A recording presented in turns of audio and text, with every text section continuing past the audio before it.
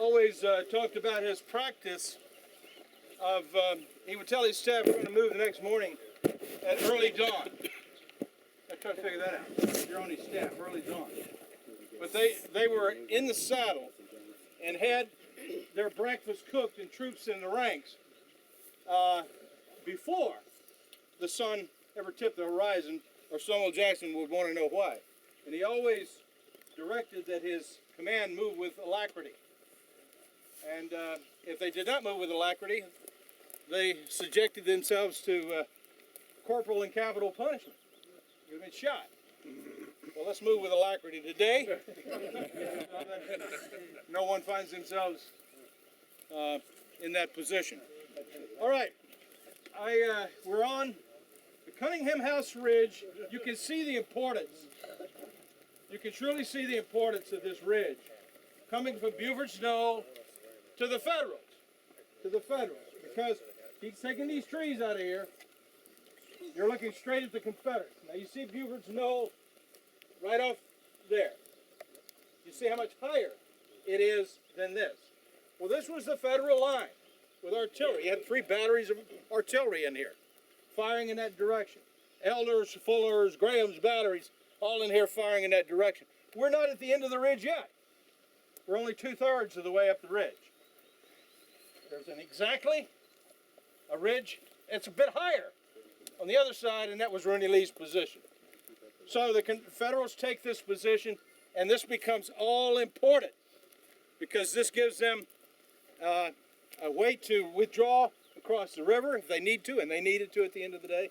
But they could also put their horses back behind, out of range, as the cavalry, troopers, and the artillery were up here skirmishing.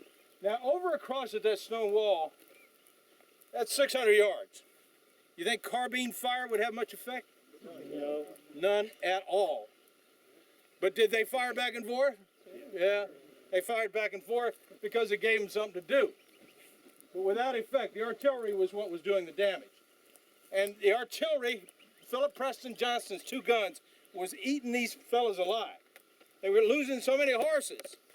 And keep in mind, he was fighting attacks at the stone wall.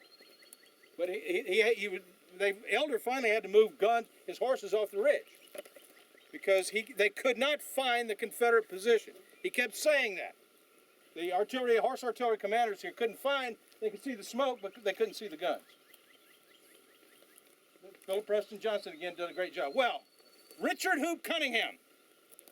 Richard Hoop Cunningham married, those of you who are into Army of Northern Virginia history, he married the sister of Harry Heath.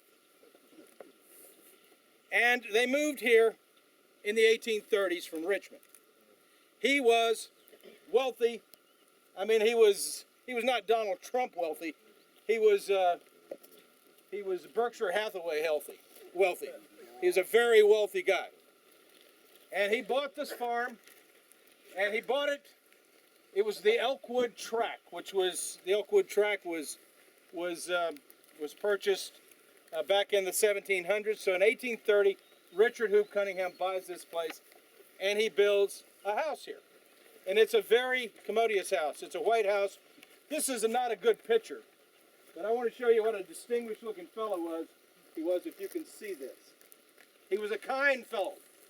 He was given to great compassion.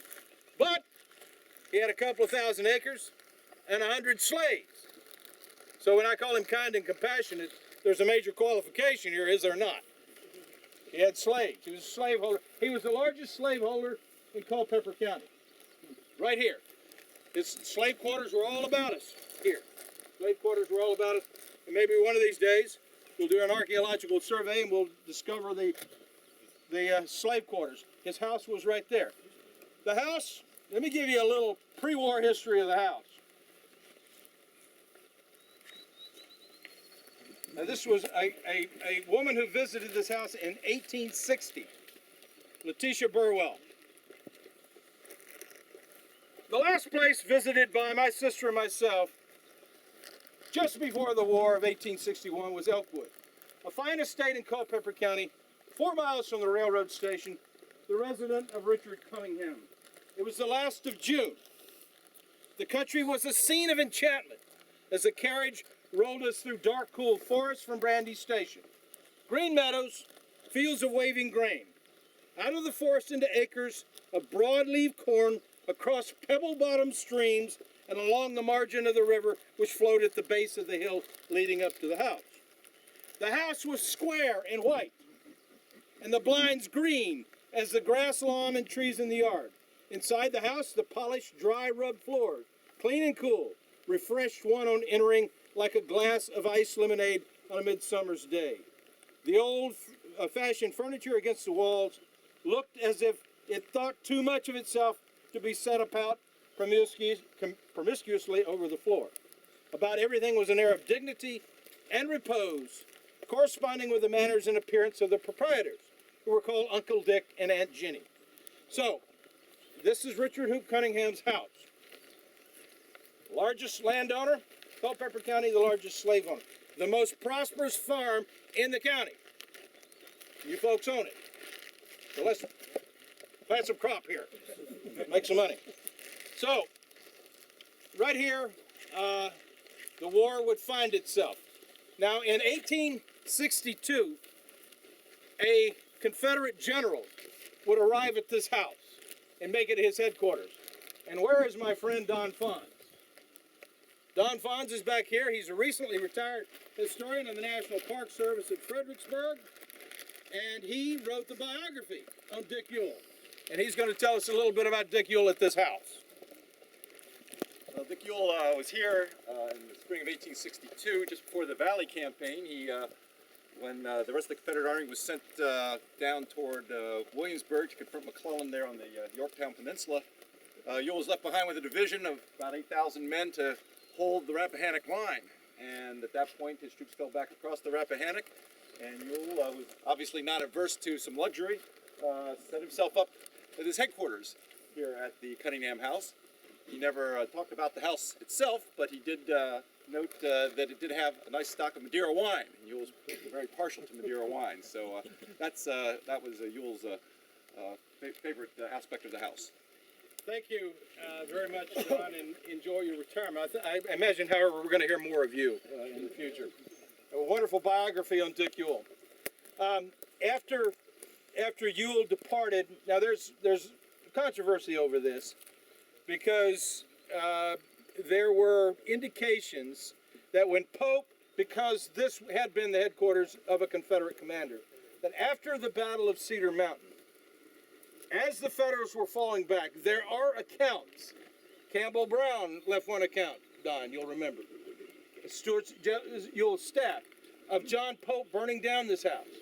There are other accounts that John Pope had this house burned down because it had been a Confederate headquarters. I think, well, we do know the house was abandoned right after that.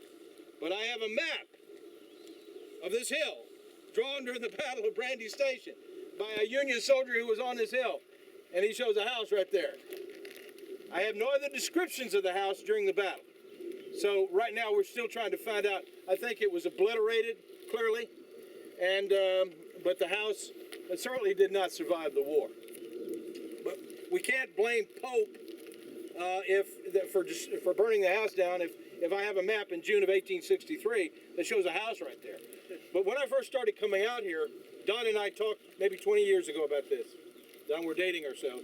And when I first started coming out here, I went down into that cellar looking for those old bottles of Madeira. Because everybody who was ever in this house refers to those bottles of Madeira. And I was looking for aged Madeira myself, but never have found it. You saw the cougar, wasn't it? Yes. Shoot.